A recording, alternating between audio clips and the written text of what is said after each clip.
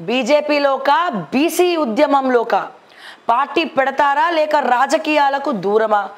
రాజ్యసభ సభ్యత్వానికి ఆర్ కృష్ణయ్య రాజీనామా, భవిష్యత్తు కార్యాచరణపై ఊహాగానాలు, బీసీ రాజకీయ పార్టీపై ఇటీవల కమెంట్స్. రాజకీయాలకు దూరంగా ఉంటానని తాజాగా వెల్లడి. బీజేపీలోక బీసీ ఉద్యమంలోక అనేది అర్థం కావట్లే. బీసీ ఉద్యమం అనేది ఇక నేను దాని గురించి మాట్లాడితే చాలామంది ఇబ్బంది పడతారు. నేను అడుగుతున్న బీసీ నాయకులందరిని అడుగుతున్నా, ఫీజు రియంబర్స్మెంట్ల గురించి కొట్లాడండి అయ్యా, ఫీజు రియంబర్స్మెంట్ల గురించి కొట్లాడండి. బీటెక్ స్టూడెంట్స్కి గవర్నమెంట్ ఫీజు రియంబర్స్మెంట్ ఇవ్వలే, ప్రైవేట్ కాలేజ్లలా సర్టిఫికేట్లు ఇవ్వమని మేనేజ్మెంట్లు బ్లాక్మెయిల్ చేస్తున్నాయి. ఎంటెక్ కౌన్సిలింగ్ ఒక పక్క ఉన్నది, రోజు మాట్లాడుతున్నా. సగం ఫీజు రియంబర్స్మెంట్లు బీసీలకే రావాలా? బీసీ విద్యార్థులే కదా, వాళ్ళ గురించి ఎందుకు మాట్లాడరు? ఏమో మళ్ళా తీన్మార్ వలన కొత్త డ్రామా మొదలుపెట్టిండు. కొత్త డ్రామా ఎవరు చూస్తలేరు? క్యూ న్యూస్ క్రెడిబిలిటీ దెబ్బతిన్నది, పైసలు వచ్చేది కనబడతలేదు.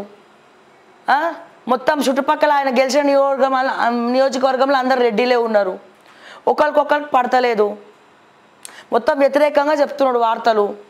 ఒక ఎమ్మెల్సీ అయి ఉండి వార్తలు చదవచ్చా అనేది నాకు తెలియదు, అది చదవచ్చో లేదో కూడా నాకు తెలియదు. తెలియని ముచ్చట గురించి నేను మాట్లాడా. ఇప్పుడు ఆయన కాంగ్రెసా, బీసీ నాయకుడా, జర్నలిస్టా, ఎమ్మెల్సీనా? ఒకవేళ ఎమ్మెల్సీ అయితే ఆయన దేని గురించి కొట్లాడాలా? పట్టభద్రుల గురించి కొట్లాడాలా. పట్టభద్రులకు ఏ ప్రాబ్లం వచ్చింది? ఫీజు రియంబర్స్మెంట్ ఇస్తలేడు. ఏమైంది? ప్రైవేట్ కాలేజ్ వాళ్ళు సర్టిఫికేట్లు ఇస్తలేరు. 46 జీవో గురించి మళ్ళీ ప్రశ్నించాలా? నిరుద్యోగుల గురించి మళ్ళీ ప్రశ్నించాలా? అందుకే కదా వీళ్ళందరూ కలిసి మళ్ళీ నన్ను ఎమ్మెల్సీ చేసిండ్రు.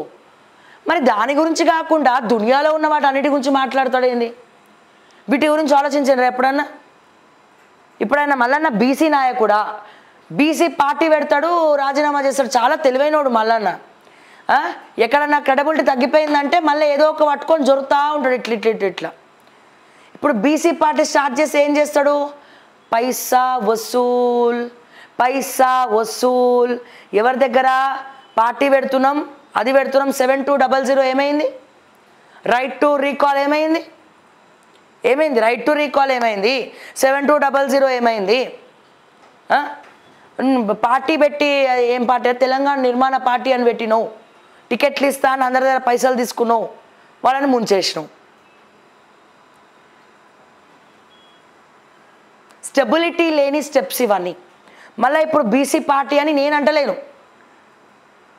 నిజంగా మున్నూరు కాపుల్లో చాలామంది దేవుళ్ళు ఉన్నారండి, చాలా మంచివాళ్ళు మున్నూరు కాపులు. కానీ నేను ఎందుకు ఇట్లున్నాడో అర్థమవుతలేదు.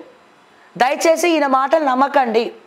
గ్రౌండ్ నుంచి వచ్చినటువంటి ఒక లీడర్ ఎవరైనా ఉంటే బీసీ నినాదంతో ముందరికి వెళ్ళండి. నేను మళ్ళా చెప్తున్నా, 99 కులాలు ఏవైతే ఉన్నాయో ఇంకా కొంతమంది కూడా బీసీలో చేర్చాలని చెప్పి ఫైట్ చేస్తున్నారో, సో నీతిగా నిజాయితీగా కొట్లాడేటోళ్ళని ముందర పెట్టండి. నేను మళ్ళీ చెప్తున్నా, ఎందుకంటే ఇంకా బీసీలకు కూడా ఓపిక నశించిపోతుంది. బీసీ రిజర్వేషన్ల కోసం ఎన్నిసార్లు కొట్లాడతారు, ఇంకా ఎన్నిసార్లు ప్రశ్నిస్తారు. ఇంకా బీసీలో పదవులు తెచ్చుకుంటున్నారు, పదవులు తెచ్చుకున్న వాళ్ళు సైలెంట్ అయిపోతున్నారు.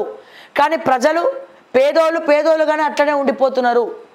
అన్ని రిజర్వేషన్లలో పేదోళ్ళు ఉన్నారు.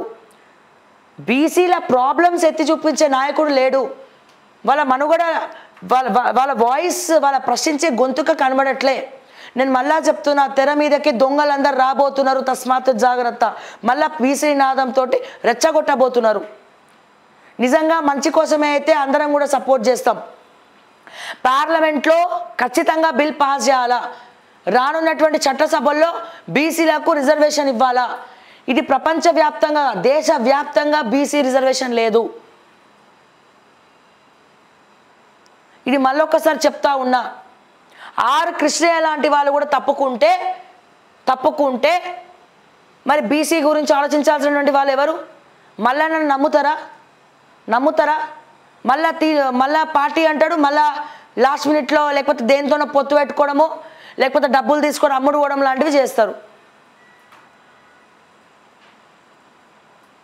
నిజంగా వాస్తవం మాట్లాడాలంటే తెలంగాణ రాష్ట్ర వ్యాప్తంగా 80% మంది బీసీలే ఉన్నారు. బీసీ ఓట్లతోనే రెడ్డిలు రాజ్యం ఏలుతున్నారు, బీసీ ఓట్లతోనే వెలమలు రాజ్యం ఏలుతున్నారు.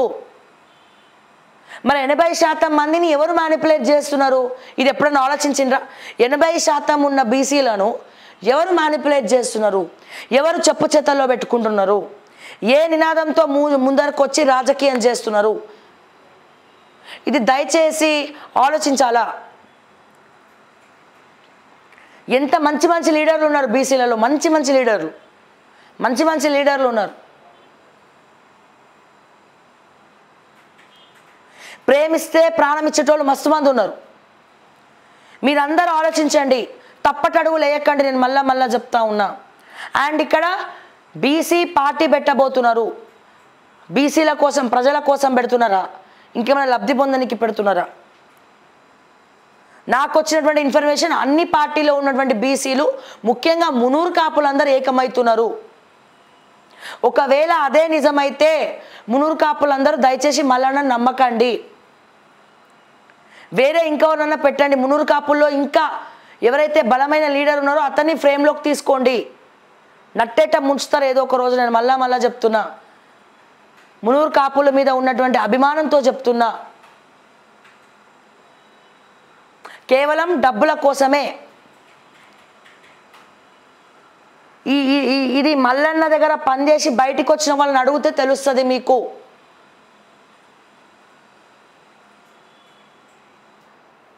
సో ఈ బీసీ ఇప్పుడు ఆర్ కృష్ణయ్య లాంటి దిగ్గజాలు తప్పుకుంటే ఎవరున్నారు బీసీల కోసం కొట్లాడేటోళ్ళు?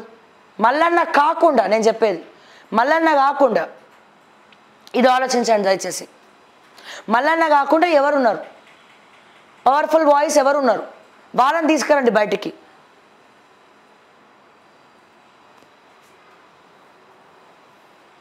అండ్ ఆర్ కృష్ణయ్య గారు తప్పుకుంటే ఇంకా చాలా ఘోరాలు జరుగుతాయి.